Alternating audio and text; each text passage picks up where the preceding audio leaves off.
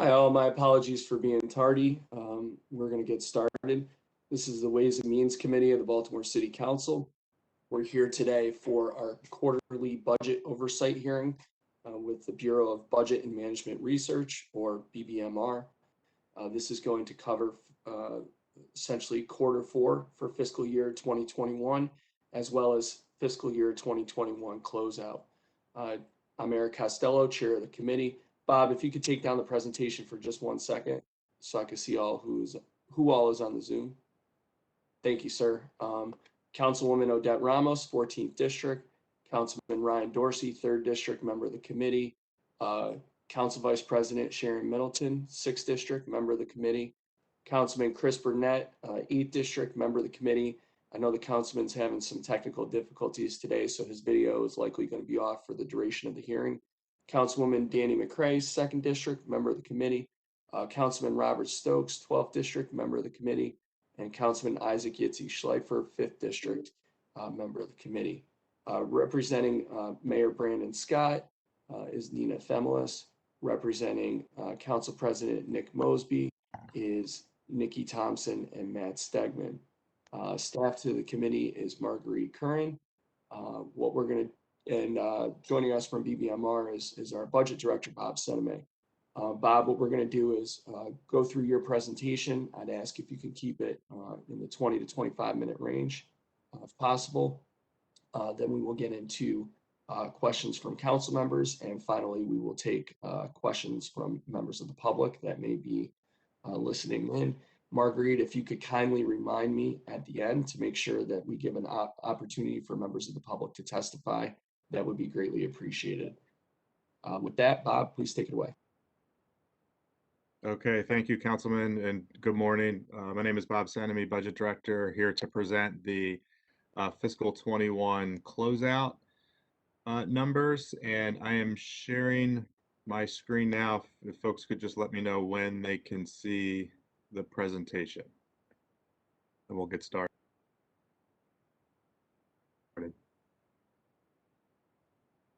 I can see it. Okay, thank you. So good morning again. So objective of today's hearing is to brief the council on the results of fiscal 21 closeout. These numbers are complete from a budget standpoint, but they are unaudited at this point. So it's based on data through the end of June. In July and August, our staff goes through, analyzes the numbers, makes any final, adjusting journal entries or any adjustments needed for the end of the year. And so the numbers we're presenting to you are what we know at this point. It still does have to go through an audit process, which is not complete, but this is the best information we have at the moment. This will also drive a package of closing entries that will ultimately come to the City Council, supplementals that we'll get to in a moment in the presentation. So the agenda for today is first, I'd like to give you just first the overview of the numbers as a whole, and then we'll go into more detail on both the revenue side, the expenditure side, and talk a little bit about how federal aid supported the city in fiscal 21.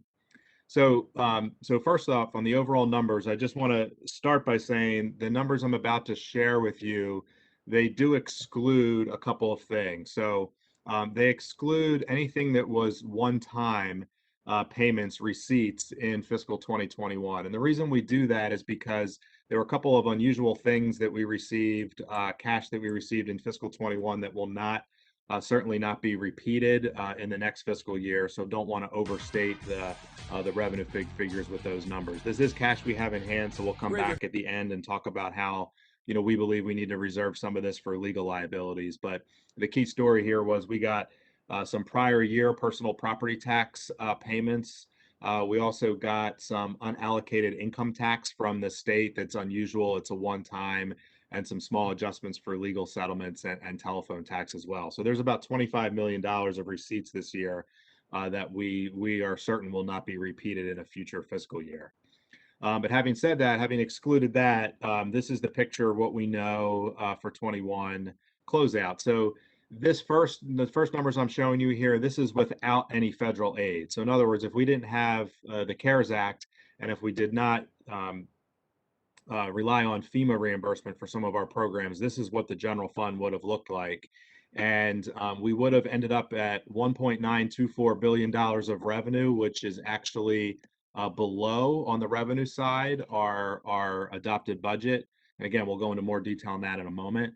We would have ended up with spending of $1.999 billion, which is $76 million above the budgeted amount. And again, that's mostly because of COVID-related spending that was required in fiscal 21. So that would have left us with a $76.1 million general fund deficit. And just for context, that's over half of our rainy day fund balance. So if we didn't have federal aid, we would have had to dip into reserves up to over a half of what we have available. Fortunately, though, with CARES Act money and FEMA reimbursement, we got $54 million of CARES Act money that we spent in fiscal 21. We also have $30.9 million of reimbursement back from FEMA already. FEMA funds are reimbursable, so you have to go through a process and apply, but we already have $30.9 million in hand to reimburse us for expenses that we incurred in fiscal 2021. And that leaves us with a small net surplus for fiscal 21 of $8.9 million in the general fund. The good news here is we did not have to dip into ARPA funds. So the Recovery Act funds, you can use them to balance your general budget if need be because of revenue loss. But again, because of the way we manage this situation, we were able to use other federal funds, the CARES Act and FEMA first. So we did not have to dip into ARPA, at least not yet. We might have to do that in the future, depending on what the fiscal situation looks like. Going into more detail on the revenue. So if you remember, we fell short. Well, first going back just for context, if you remember when the fiscal 21 budget was presented to the city council, we had already written down our revenue forecast by over $100 million because of COVID. So when we released the preliminary budget in fiscal 2021, COVID wasn't here yet. It was early March.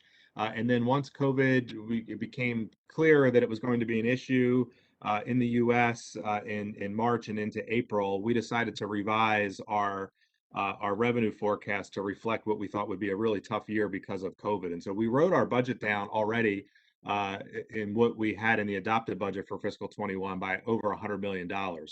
Our 2021 general fund recurring revenue actuals, again, just excluding those couple of unusual one-time items, our general fund recurring revenue actuals actually ended up even below that pessimistic budget. So we ended up about $8.6 million below our adopted budget. So that just gives you a context for how bad the revenue situation was in fiscal 2021. The good news is that income tax receipts and transfer and recordation tax receipts remained pretty strong during the pandemic.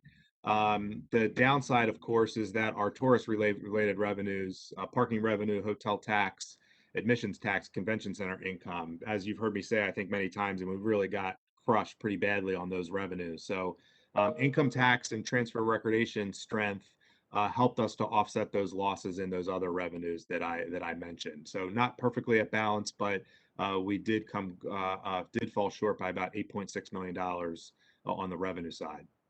And just in graphical terms, what that looks like. So transfer and recordation was a really strong year. I mean, it was our strongest year in 14 years, $96.8 million of receipts. And as you can see, the last time we approached that level was back in fiscal 2007. Unfortunately, on the downside, parking and hotel in particular got hit really hard. So this chart I've been sharing with folks, this shows our parking revenues, all sources combined, parking tax, parking meters, parking garage income, and fines and penalties, both pre and post COVID. So if you look at 2020 pre-COVID, we were bringing in about $7.5 million per month in parking revenues. In fiscal 21, for the full year post-COVID, we brought in only about $3.5 million of revenue per month. And so just doing the math, that's nearly a $50 million difference from pre-COVID to post-COVID on parking revenues. And as I'll get into later, I don't foresee that improving dramatically, at least in the short term. Hotel tax was also bad. Again, pre and post-COVID, if you look at fiscal 2020, the months pre-COVID, we were averaging about $3.4 million of hotel tax receipts per month, which equates to over $30 million for a full year. Post-COVID in fiscal 21 for the full year, we averaged less than $1 million of receipts per month. And so again, a big decline, about a $20 million difference between pre and post-COVID performance on hotel tax. You will notice that this orange line is the occupancy rate in our hotels. The occupancy did start to creep up a little bit at the end of fiscal 21. Unfortunately, that increased occupancy doesn't lead to more revenue because a lot of the hotels have slashed the prices, have slashed the room rates to try to get people in the door to come to the hotel. So even as the occupancy has crept up, our average daily room rate that we're seeing for the city is so much lower than what it used to be because of COVID that it hasn't led to additional hotel tax receipts. Looking at all sources across the budget, so just to highlight a couple of other ones, some of these we already talked about already: income tax, transfer and recordation, parking revenue, hotel tax. But I'm going to point out a couple that are also on this list and just explain.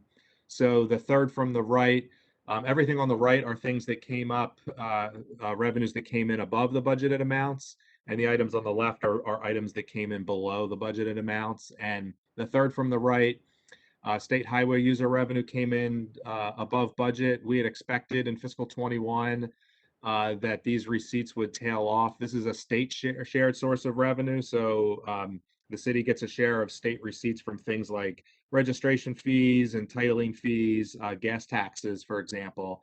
And we expected there would be less driving activity and less purchases and less registrations. But what happened was in the early phase of the pandemic, there was definitely less traffic, less patterns, but the patterns have kind of picked up back to what I would call more normal patterns as we got further into fiscal 21. So in turn, our revenue receipts were stronger from that state highway user revenue. We came in higher than budget on tax credits, which means that they were not as costly as expected. That was largely due to a couple of projects that were delayed because of COVID that we had expected to provide some subsidies for that did not proceed. So the tax credit projection was better than expected. Moving to the left, speed cameras and red light fines, $7.8 million and $5.8 million respectively. In the early part of COVID with less traffic, even though there were less people on the roads, there was a lot more people breaking the law. We had more speed camera violations and red light violations in those early days of the pandemic. And again, that has gotten back to more normal patterns as traffic has turned into more normal, what we would call more normal patterns. And then finally, on the positive side, electricity tax came in $4.1 million above budget. Trend we saw was definitely stronger residential consumption. And again, we think that was because with more people working at home, there was more consumption in that segment of the market. On the downside, some things to highlight that we haven't mentioned already. Sheriff district court services, with the court systems closed, we just had fewer receipts from those sources for the year. And also personal property tax. Personal property tax is paid on business, fixtures or equipment. And even though we had those extraordinary prior year receipts for personal property tax for fiscal 21, we saw lower collections. And again, largely it's because the businesses and small businesses especially were affected by COVID, and some of them are just out of business and not filing anymore. So we saw hurts in that side of our budget. So that is the revenue side. Again, summary: $8.6 million below what we had projected, which is below even our pessimistic estimate for COVID-19 that we had started with in fiscal 21. Moving to the expenditure side of the budget, first wanted to mention there are two actions that are required to formally bring 21 to close from a budget standpoint. So the first one is carry forwards. We are permitted to carry forward some unspent appropriation as long as the agency has appropriation available, as long as the funds are used for the original budgeted purpose, or if the funds are required for a payment timing issue for something that is incurred in one fiscal year but will be paid for the next. We have proposed about $5 million of carry forward to go from fiscal 21 to 22. This is pretty customary, and this requires board approval only. It's expected to go to the Board of Estimates tomorrow on Wednesday. We also have a large package of items that will come to the council. So per the city charter, our general fund as a whole must be balanced, and we also must end with individual agencies in balance. And because of COVID, if going back to the 21 budget that we proposed, if you remember at the time of the budget, we knew that there was CARES Act funding coming to the city, but we did not know, we had not yet decided what we were going to spend those dollars on. At the time the budget was passed, we also didn't know that we would get reimbursement from FEMA, and we didn't even know that there was an ARPA program, of course. So what happened was during the course of the year, the city aggressively spent on some COVID response with the expectation that we would have to come back at the end of the year and make adjustments for all of that spending. So a lot of what I'm about to show you, you've probably heard of or seen already. Some of these decisions were made back in the fall, but it does require budget balancing actions for individual agencies for closeout. So there are 18 total supplementals for all of the CARES and FEMA costs. Those are pretty simple. Those dollars pay for the eligible costs. Those total about $85 million. And then there are 10 other supplementals for other cost items. And 7 of those items are, I would say, are related to COVID. They're things that were impacted or an agency spend was impacted because of COVID. There were 3 other items that were just completely unplanned cost items that we'll be asking for supplemental approval. Those require us to go to the board, and they're also scheduled for Wednesday, tomorrow, and then they would be introduced into City Council for review. So let's start with the CARES Act supplemental. So with the CARES Act, the city was awarded over $100 million to be spent on COVID response. If you remember, the rules for CARES were a little bit more restrictive than what we would have liked. We weren't allowed to use it for lost revenue. We were allowed to use it for specific COVID-19 response programs. And so we already spent $21.5 million in fiscal 2020. We spent now 54.1 million in fiscal 21, and then the balance will be finished off in fiscal 22. The end date for eligibility is December 31st of this calendar year. So we have the first half of calendar fiscal 21, which is the first half of fiscal 22, to spend the remaining balance. But we are asking for supplementals for all of these items for the CARES Act this year. And again, at the time we passed the budget, we did not know what programs we were going to fund. And so some of these, I won't go through all of them, but some of them should be familiar to you. The Eviction Prevention Program and MOCFS, for example, the Small Business Relief Program out of BDC. There was a Child Care Provider Support Program. And then some of the more internal, like city agency costs, things like building safety and technology improvements, telework technology that BSIT and some other agencies put into place, to enable their staff to be able to work from home, and then some other small, outreach programs and building improvements as well at the bottom there. So none of this, I think, should come as a big surprise. Some of these were announced actually back in the fall. We're just coming back now as a package to make sure we take care of, from a budget standpoint, to make sure that we are balanced in compliance with the law. On the FEMA side, we have received $30.9 million back of reimbursement already for things that we spent, for programs that we spent on in fiscal 2021. This is really good news. This is an indicator that our federal aid strategy is working. If you remember from prior hearings, I've mentioned that we took a bit of a calculated gamble, that we set up both homeless sheltering programs and feeding programs under the assumption that those would be reimbursed by FEMA. There was no guarantee of that when we started those, but as we have started to receive reimbursement for applications that we've submitted, we feel more and more confident that we will be mostly reimbursed for those programs. The items we're asking for a supplemental here are cost incurred and dollar cash in hand on the revenue side. So for the health department, we've been reimbursed for the elder food delivery program, for the cost of the Lord Baltimore Hotel, and for the vaccination administration and personnel costs in fiscal 21. Same is true on the feeding programs. Those expenses hit the planning department and general services. General services was assisting with that program in the beginning of the year. So we incurred a total there of $8.2 million of cost, and we've been reimbursed for those costs. Also have been reimbursed at this point about $100,000 for the sleep-in, which was where we were sending any first responders that we needed to quarantine if they were at risk of COVID-19. So again, good news here, already have some cash in hand and still have over $50 million of additional cash that we expect to receive for other programs that we are running now, and some of which are continuing into fiscal 22. Just one other side note here, federal support for these programs has been announced that it will remain at 100% through December 31st of 2021. So, this presidential administration has been, generous about extending those deadlines and continuing some of the aid, especially as we see COVID-19 lasting, much longer than we would have hoped.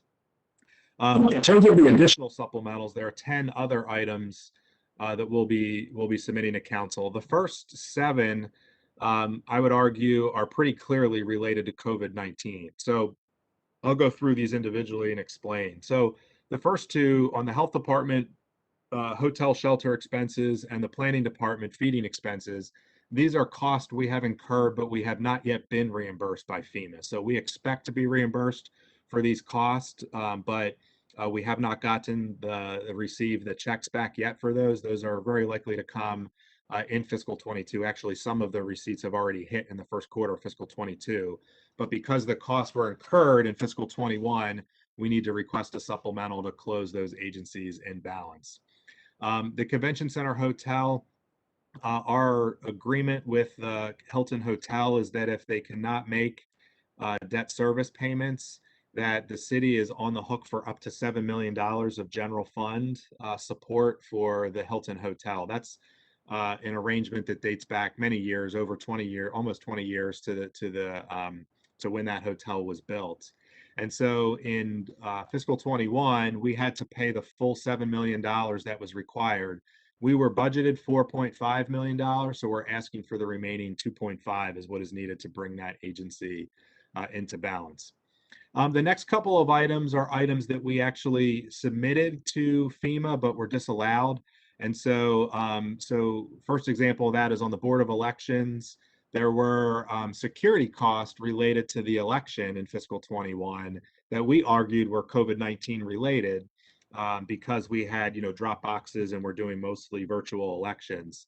FEMA said it was really not COVID related. It was more general a security issue. I mean, we disagreed with that, but accepted it. So we had about $600,000 of security costs that we will not get reimbursed for, likely from FEMA, that we'll have to cover in fiscal 21 here. General services, there were some costs. We're being reimbursed for most of our security expenses, city building security around COVID-19, but there were a couple of dollars that they disallowed. Again, FEMA goes through with a fine-tooth comb and goes through, and they said some of the security charges that we asked for were excessive or were not really needed to cover the emergency. Public Works, we got reimbursed for, we charged CARES for the extra contract that we got into to support solid waste collection. So we used a private firm to help with solid waste during that time. But they will not reimburse for certain overtime expenses that we had to incur in Public Works. So that's $600,000. And then the police department was one of a few agencies that had hazard pay, or what we call premium pay. So there was $6.5 million of premium pay that hit the police department budget this year. That was a citywide decision to do that for frontline employees. We decided ultimately not to charge it to CARES because we felt more comfortable charging direct personnel where the guidance is much clearer. But we're able to absorb those costs for the city as a whole, but we will need a supplemental for police to close that hazard pay cost. The good news there is that police was outside of that hazard pay, which was out of their control. They came in right at budget. Overtime spend ended the year about $32 million, which is, again, a drastic improvement from even 2 years ago. They were spending $50 million plus on overtime. These 3 other issues at the bottom really didn't have anything to do with COVID-19. but are things we're asking for supplementals for. So for fire, the fiscal 21 budget had proposed closing 2 fire suppression companies as a savings option.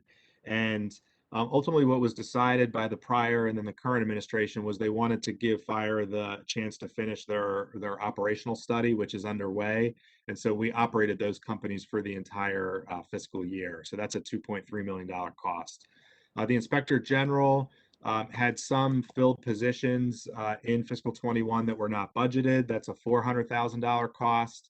And then we are also at this point asking to draw down $35.5 million from fund balance, which we have saved over many years for the final payment to resolve the F&P pension case. And you might have seen some news about that. We've reached we're very close to a final resolution on that, and the estimate of the cost is $35.5 million. That is coming from fund balance. We had saved that money and set that aside many years ago.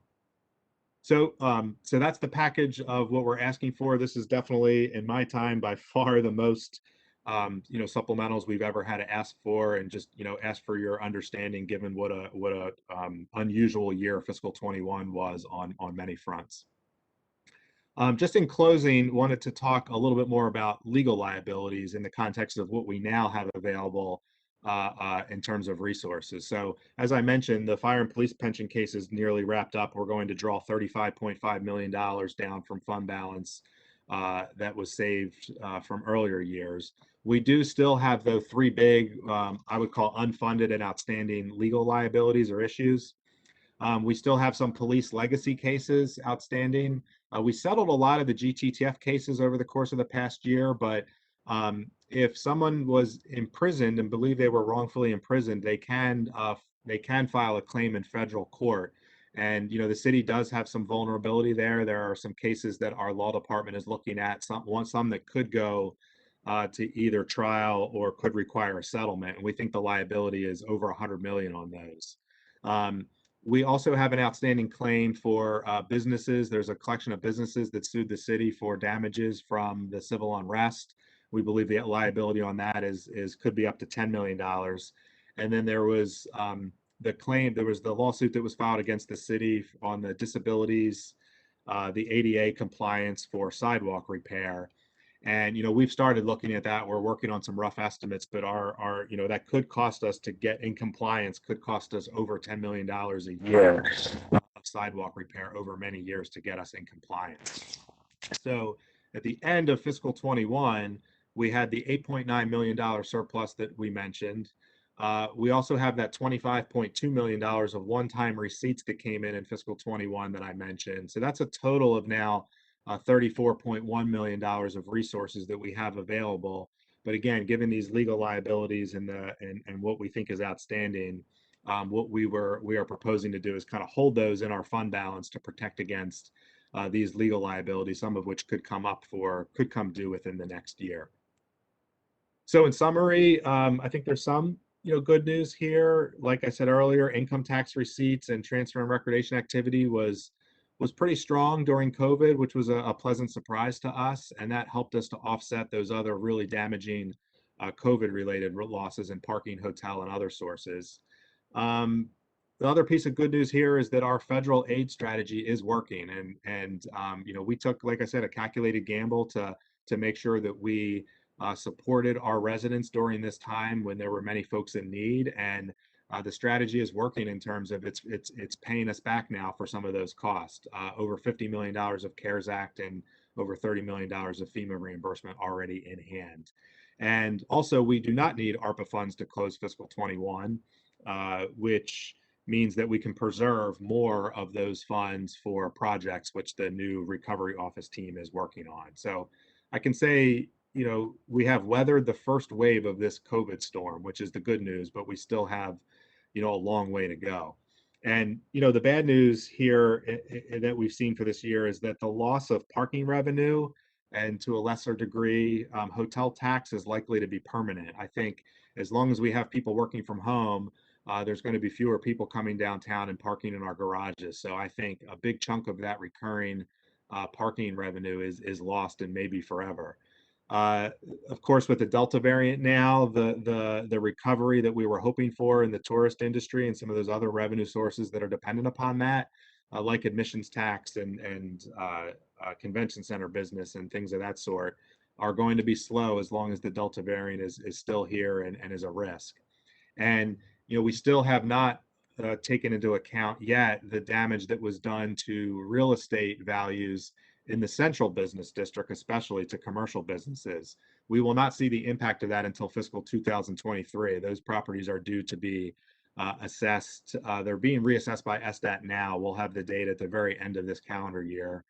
Usually in about December, we get that data. And, looking ahead to fiscal 23, there's likely to be some hurt on the commercial real estate values, which will impact our fiscal 2023 forecast. That's on top of the first year of Kerwin requirements, which will also start in fiscal 2023. So, again, in summary, we weathered the storm only because of very generous federal aid packages and some luck on the transfer and recordation and income tax receipt side, which was a surprise to many people. But certainly not out of the woods yet. A lot of challenges in the short to medium term as we look ahead. So that's our summary, and happy to take questions from members of the committee. Bob, thank you very much for the comprehensive presentation. Can you take that down for a moment, please? Sure. Just want to see all who's in the WebEx here.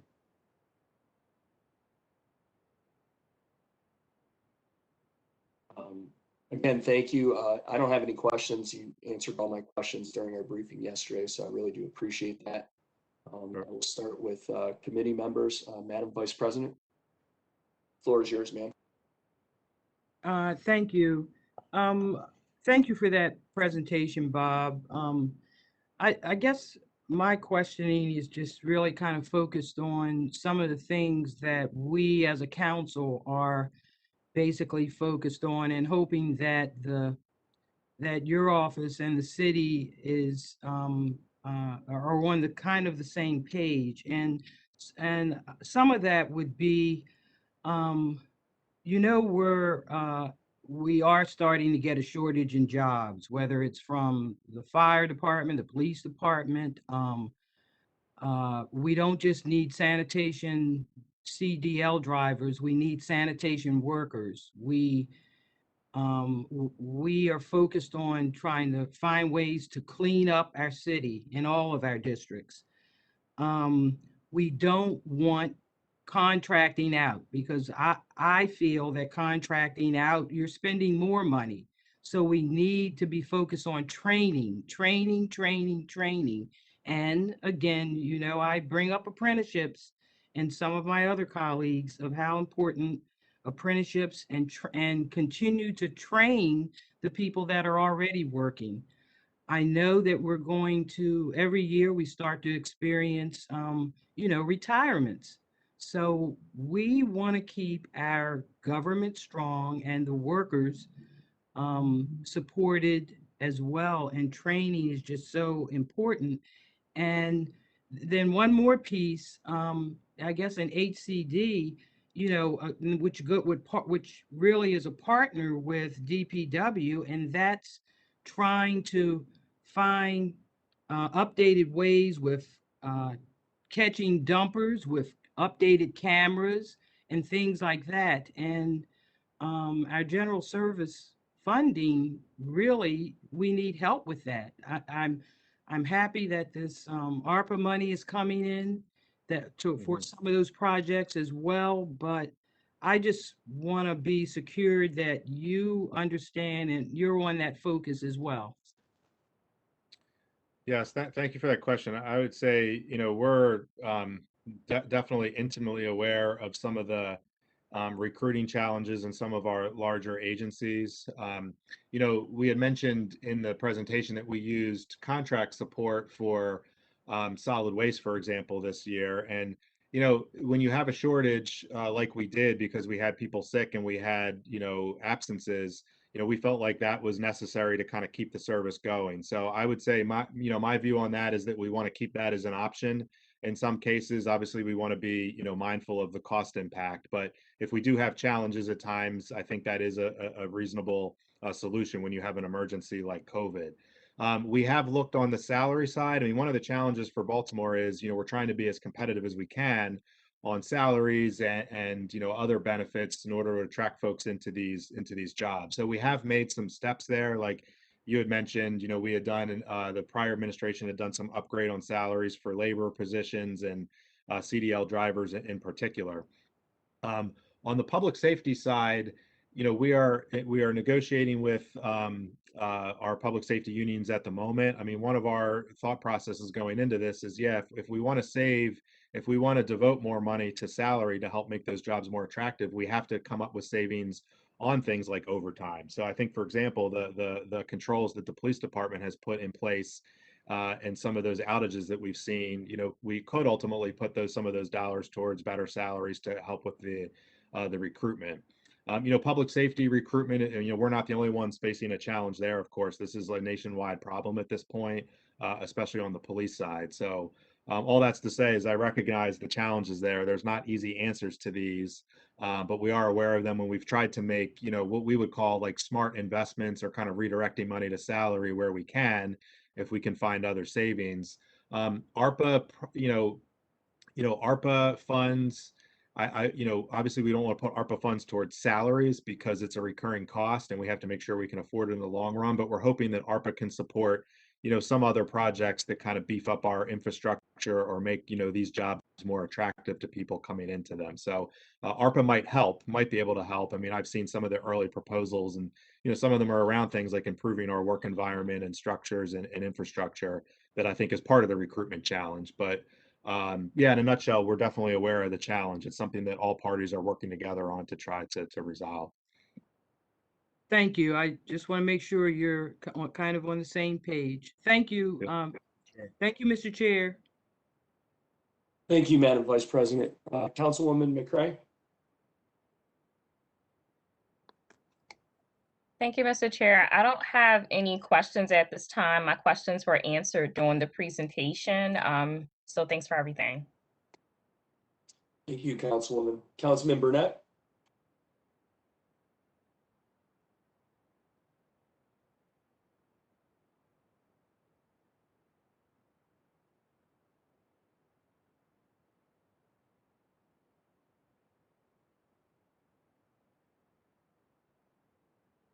Councilman Stokes? Thank you, Mr. Chair. This is for Bob. Bob, as Chair, Education and Youth, and part of my subcommittee is Rec and Parks. Have you gone back and looked at that? Because I'm looking at Rec and Parks. There is not enough funding for after-school programming. Most of their funding is salary.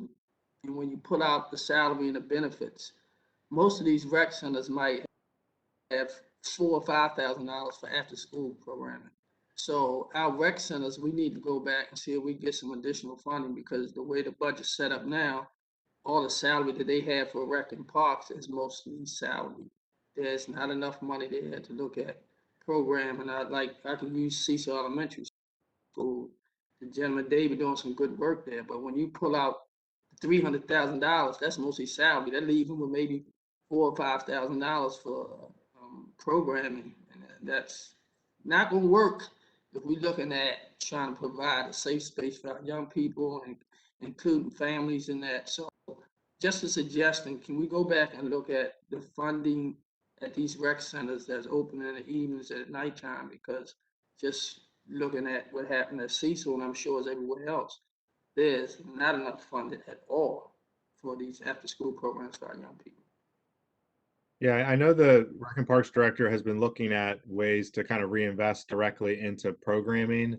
So we are looking at that.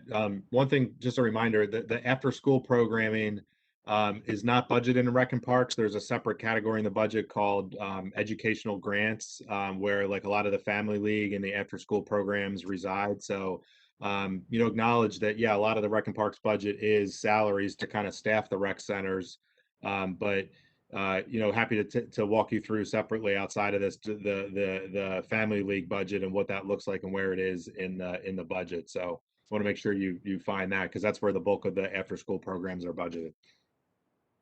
And I understand that real quick, but I'm not talking about family leave budget. I'm talking about our budget, putting more money into these rec centers. Because if you're talking about grants and get money from family leave, I'm not talking about it. That's additional money. I'm talking about the budget, our general fund. How do we now put more money into these programs at these rec centers and not just depend on the family leave money? There should be more money from the city to go into these rec centers and not just one source saying, okay, we're going to use family leave. Well, I ain't covering family, that's additional. I'm talking about the city's budget should be putting more money into these rec centers and not just using one source. We should be investing more money in these rec centers and not just salaries that we're using to pay these directors and their staff. It's appalling that we got to go somewhere else and ask for more money. And we should be putting more money ourselves as the city. So not just talking about family, I'm talking about Baltimore City general fund money. That's what I want to talk about. I see. Okay, understood. We'll definitely go back and look at that. I know the Rec and Parks Director has been looking at this, trying to figure out what kind of programming is needed, in the facility. So it is something that we are looking at. Thank you, Mr. Chair. Thank you, Councilman. Councilman Schleifer?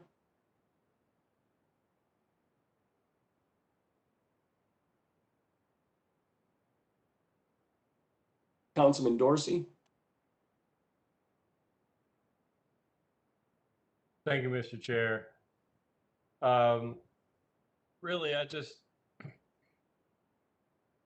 in reflection on the conversation that took place a moment ago about public safety recruitment, I guess I would just caution against, I guess I would love to see any evidence that increasing salaries would make any difference at all in recruitment. As you said, Bob, it's a national issue. There are not interested and willing people who want to be cops. Not here, not anywhere. It's not a money issue. Nobody wants to do this job. We're perpetuating a lie if we are sending the message to the public that we believe to any extent that we are going to increase the raw number or the current level of staffing of the police department. We are participating in a fiction if we are acting like we're going to outpace attrition with recruitment. I just, if there were any inclination to increase police officer salaries, which I assume would not be solely devoted to increasing, creating bonuses for hiring or increasing salaries for newly hired people, I think we'd be crazy to think that the union wouldn't demand that those increases be across the board for police officers, or that there be one-time payouts of bumps for that. I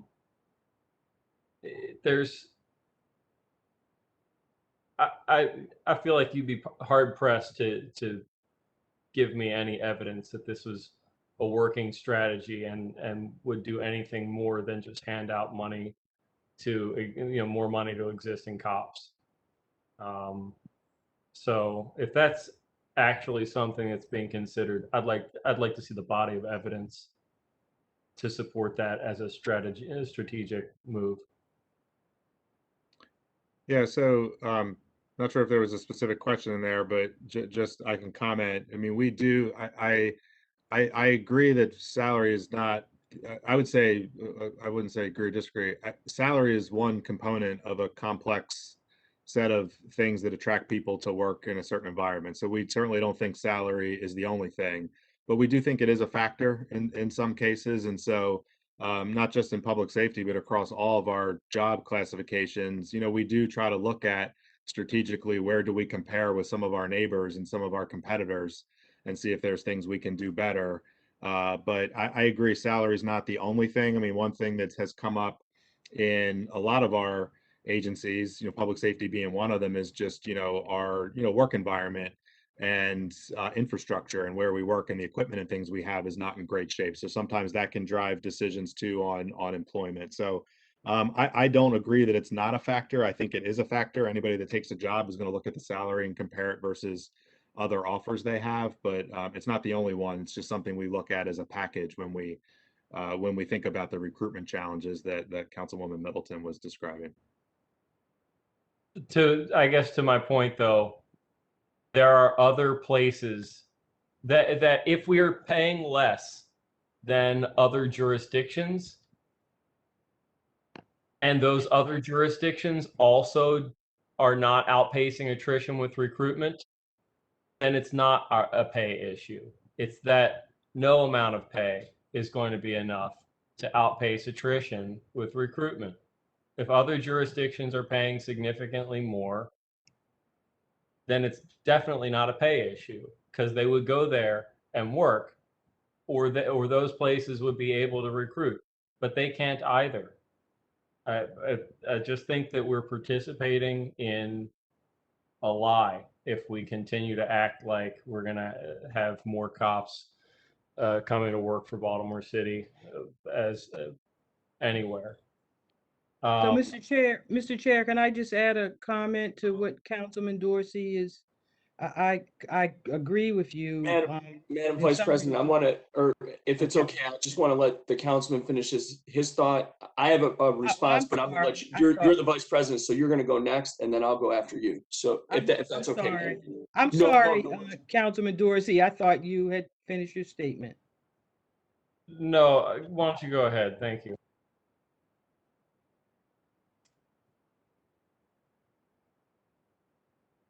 I think you're on mute, Madam VP. Oh, there it is. I just want to add to what Councilman Dorsey was really and what I was kind of suggesting. That's why I think it's so important that training and retraining plays a role, especially with the police department, with the changes that are happening, as the councilman mentioned, around the country. We do have, a police force. We have a present police force, and things need to be, there needs to be retraining. There needs to be, just updates on the way the present police operates. I mean, there has to be a starting point from somewhere, and to have, to use funding on that training, and not just talking about the police. I'm talking about, all of our government workers. All this comes with our equity and equality piece, and there really needs to be a strong focus and money spent on training. I just wanted to add that piece. Thank you, Mr. Chair. Thank you, Madam Vice President. That I was looking forward to getting into a long anticipated debate with my colleague from the 3rd District, but one of the many reasons why no one wants to be a police officer is because elected officials continue to vilify them. And I think it's important to note that the amount of abuse that we expect police officers to be subjected to on a daily basis, whether it's physical or verbal abuse, is unconscionable. I've spent, I don't know, 7 or 8 of the last 30 days out following patrol officers around in the communities I represent to make sure that they're responding to the concerns that the Senate President and the 3 delegates and myself have brought to their attention. That has resulted in at least 3 calls for me personally to the police commissioner, cursing about how frustrated I am with how unconscionable it is that we expect officers to effectively police in this environment. There's no doubt that there is a very disgusting history of policing in this city. We are doing everything we can to change that, and we're doing that through the consent decree. We've been effective on many fronts. We have certainly not made as much progress as anyone on this call would like. But part of that requires investment. If we want to reform the department, we have to put our money where our mouth is. We can't every single year at budget hearings in June talk about gutting their budget. And it's also worth noting, with this budget that everyone says is absurd and ridiculous that the police department is allocated, that we include their pension costs in there. There are non-discretionary costs that are included in this police department's budget related to healthcare, related to pension costs. We don't actively wake up in the morning and say, you know what, I think I want to make a decision that I want to choose to pay those things. We don't have a choice. We are legally obligated by a contractual agreement to pay those things. We don't have a choice. So I don't know why we go through this exercise every single year and we sit there and we put theater on as if somehow we have a choice to not pay those things. We're on the hooks for it. And we need to be honest with our constituencies. And Councilman Dorsey, this isn't directed at you personally. This is directed at the entire body. We need to be honest with our constituencies about those realities instead of hanging on to whatever the new term of the day is on Twitter and not being honest about it. That's my 2 cents.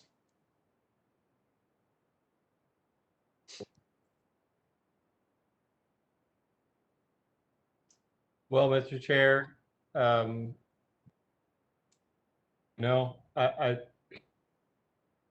think what I'm trying to do here is be honest with my constituents, that there's no chance at all that we're going to see an increase in the number of police officers here in Baltimore City. Not under any circumstance. It's just not going to happen. And that's the honesty that I'm bringing to my constituents. And that's the honesty that I hope that the finance department is taking to any conversation around how we spend on police. And I can tell you that I am far from alone in Baltimore City. People who have exceedingly reasonable expectations of police officers who are consistently let down in their every single engagement with them.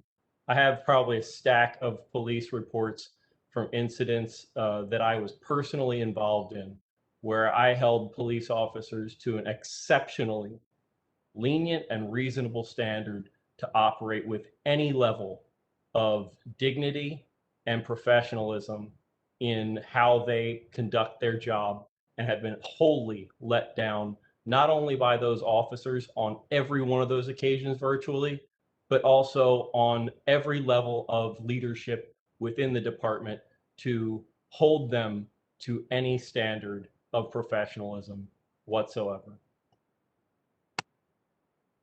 Councilman, I appreciate that. And I share a lot of your frustration. And there isn't a day that goes by that I'm not discouraged with the state of public safety in the city. That not a day has gone by in nearly 7 years serving on this body that I have not been wildly frustrated with the state of public safety. But I'm also optimistic that, we are trying to head in the right direction. And, when I don't want to respond to your comments directly and make this a personal debate, but we have got to be optimistic and find creative ways to build this police force up so that it can effectively and constitutionally police our city while respecting civil rights of our residents. But individuals who continue to be victims of violent crime in this city need a police department that can do those things. And I'm not ready to throw the towel in on it.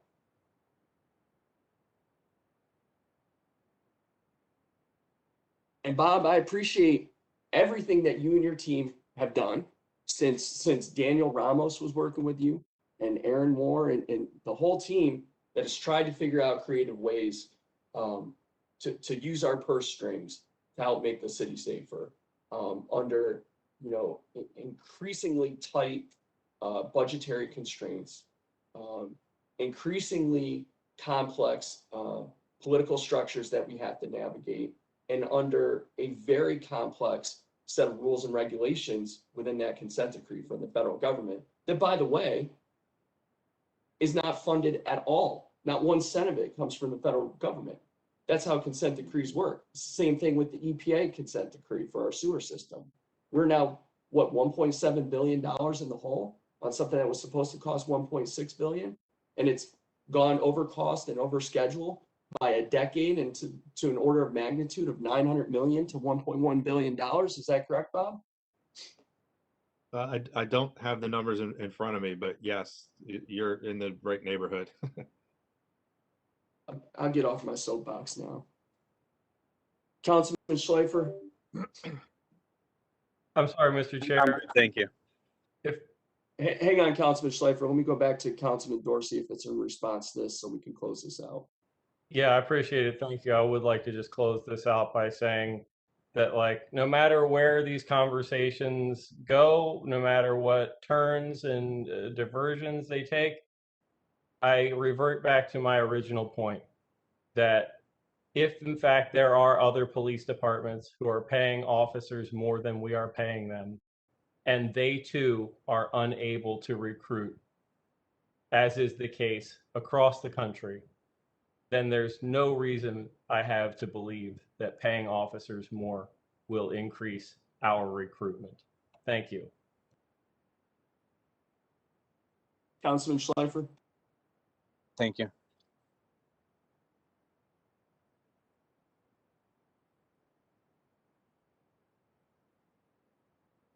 Councilman Schleifer, are you good or you had a question? Yeah, no, I'm good. Thank you. Thank you, sir. Councilman Stokes, we already went. Yep, Councilwoman Ramos. Thank you, Mr. Chair. I appreciate it. I know I'm not a member of the committee, but I do have some questions. Mr. Senemy, if we could get the presentation, that would be great. There was a part of the presentation where I had to take a call. So if you don't mind, that would be great. Sure. You mentioned that our Councilwoman Ramos, real quick. You always preface your questions with, I know I'm not a member of the committee. You don't have to do that at all moving forward in any committee that I'm chairing, okay? Anyone on the council is free to ask a question. You are invited to participate. I appreciate the fact that you participate in this committee more than any other member that is not on the committee. So please don't feel you need to do that. You're good. Please continue. Okay, thank you. Thank you, Mr. Chair.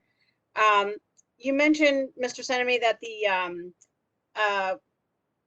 recordation and transfer taxes stayed strong and actually were much stronger than in a lot of years. Do you have an estimate yet on how much of the additional tax that we have for the Affordable Housing Trust Fund is bringing in? I don't have that in front of me, but I can send you the receipts that we've received. So we get we get on, I believe it's a monthly basis, we get a list of all the transactions that qualify, anything that's over $1 million. $1 million, yeah. So we have a pretty good record of that. We can send you the most current record. I think it's fair to say that because of the strength in the overall market that we're doing better there than we were even about a year ago, which is good news. But we can send you the specifics if you don't mind, that would be great. And maybe Mr. Chair, the rest of the committee might be interested in that too. My second question, and you may have mentioned this in the part that I had to take a call, but I know that Baltimore County has to reimburse us a certain amount for water usage and infrastructure. Has their contribution been where it's supposed to be given COVID? And I think that there's still a lot that we have to unpack and unbury with that anyway, but I was just curious. Yeah, so what we were sharing today was just the general fund. So all those reimbursements and the arrangement between the city and the county is in the utility fund. So I would have to direct you to the right person. I don't have that information. I don't work on the reconciliation of the utility funds, but I can direct you to the right person either in DPW or elsewhere in finance of who could give you a status update on that. That's Troy Powers at DPW, the CFO. Troy Brogdon is the CFO. Troy Brogdon. Yeah, Troy Brogdon, and I know Henry Raymond is involved with that as well from the finance department perspective. So one of those two. I can look. Councilwoman, I'd recommend you send an email to Troy, and you should copy Marsha Collins, and Bob. She should probably copy Mara from your team, right? Yeah. And then someone from Mayor's Office of Government Relations. Thank you. Okay. Thank you. I will do that. Thanks a lot. And then my last question is about the fact that, you know, parking and other revenues, as you stated, is probably going to be permanently low because more people are going to be working from home. I'm not sure if this is where to ask this, but what do you have other ideas as to how we could raise that revenue, and that you could recommend to us that, you know, we may need to put in place? Yeah, that's a good question. So what we had tried to do, and we already have some of these in place, is that, you know, we were already seeing pre-COVID, we were seeing a shift from, you know, driving and parking to other forms of transportation, right? So we put in place years ago, we put in place a taxi tax, right? To hit that. And then we also, remember, expanded the taxi tax to include, you know, Uber and Lyft and those type of providers. Right. You know, so we have already expanded those taxes to what we think is reasonable. So we don't have a great solution for that, frankly.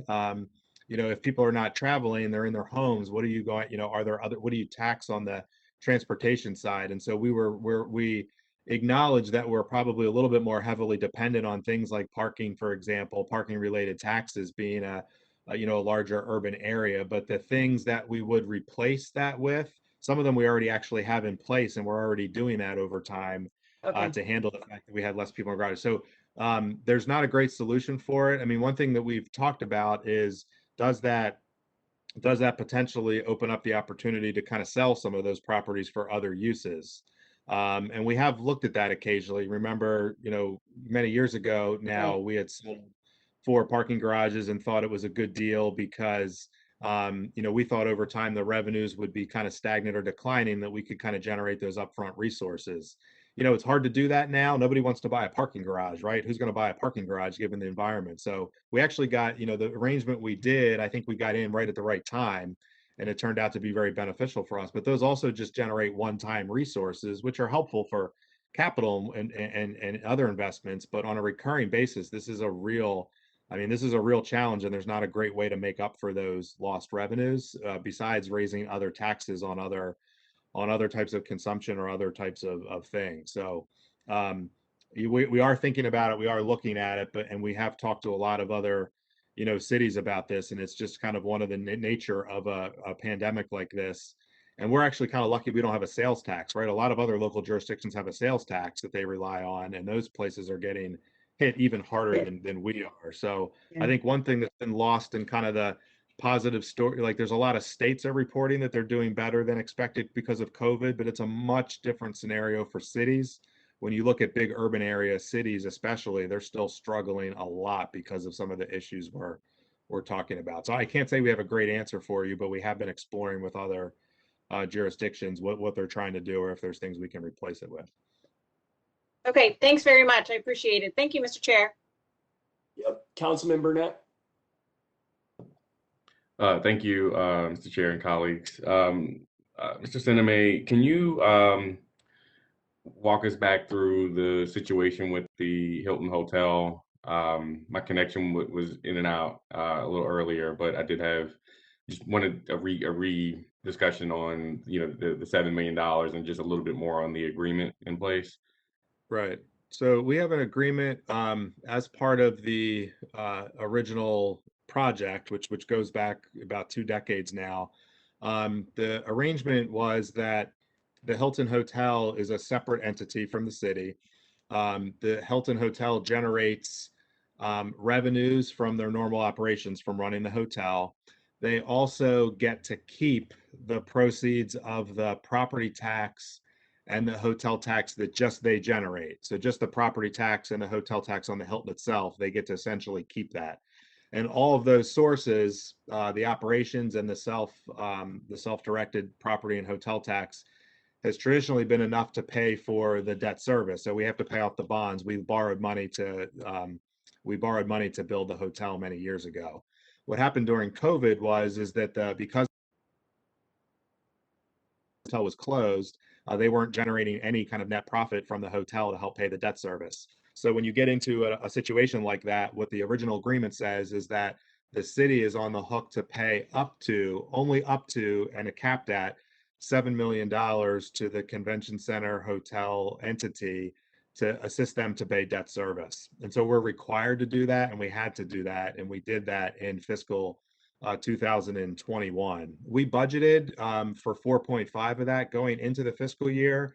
Given how bad things looked right away, we assumed that we were going to have to dip in up to $4.5 million of that, and we ultimately had to do the full 7, which is why we're asking for that appropriation for the final 2.5. And again, we're required to do that per the agreement. If the hotel suffers losses and the $7 million is still not enough to pay the debt service, then the bondholders take a haircut. They don't get paid. But the arrangement is such that they have, this hierarchy of things that will pay to make sure the bondholders get paid. And the last one is that the city will dip into its own general fund resources to make that payment. So that's the arrangement there. We're still in a similar situation in fiscal 22. I mean, the expectation is that hotel eventually will reopen. Hopefully once we get past COVID, there will be more conventions, more business. But this is still kind of an ongoing risk that we're dealing with the hotel as a whole. Does that help answer? Does that summarize for you? It does. And I guess the quick follow-up I had on that was, do we know how much debt remains? I don't know if you have something like that just on hand. But I guess how long is this agreement in place? Is it a year, a certain number of years in which this agreement is in place, or is it just until the debt is paid?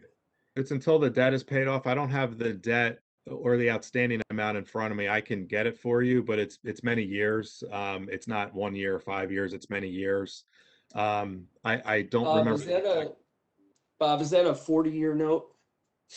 I think I'll have to check. I think it was either a 35 or 40-year note originally, and we also refinanced some of the debt about 4 years ago, which extended it even further. So we're still in the arrangement, but I can get you guys the end date and the outstanding debt. We're in the arrangement for a while. Councilman Burnett, you may also consider reaching out to Colin Tarbert at BDC. If I'm not mistaken, Bob, he chairs the Hilton board. That's right. He chairs the board. I've been working with him. Henry and I have been working with him on this whole issue with the hotel. So I have the data somewhere at my fingertips. I just got to dig it up, and I can send it over to the committee. One thing to mention, this is the downside of this agreement. The upside is if the hotel overperforms, there's a provision where the city gets paid additional resources. We really have never received significant resources from the hotel. So when the arrangement was negotiated, there was thinking at the time that if the hotel business stayed strong and continued strong, that some of the profits would be shared back with the city. But really up until this point, it's been mostly neutral. And now we're actually dipping into general city resources to pay. So, but I can follow up on the date and the outstanding debt just for informational purposes. Thank you. Sure. Colleagues, any other questions? Marguerite, do we have any members of the public on the line? Mr. Chair, I have identified 3 attendees who may or may not want to testify. The first person is Emily. Last name is Opilo.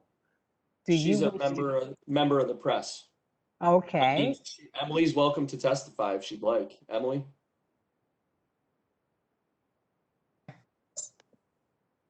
Emily? No, thanks. That's fine. Thank you. She gives us the chance to testify in the newspaper. I figured I'd extend the courtesy to her. Who's next? Next is Bill, last name Pique. Would you like to testify?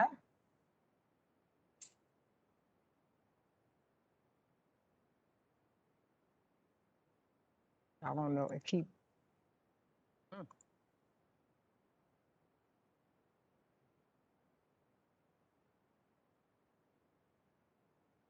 Let's hit the next one. Okay, and the last one is identified as DS only. Does not narrow it down too much. Do you DS? want to?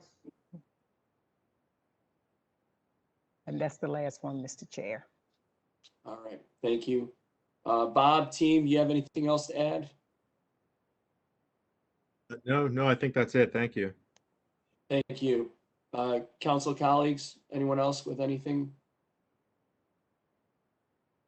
Okay, we are now in recess. Thank you all.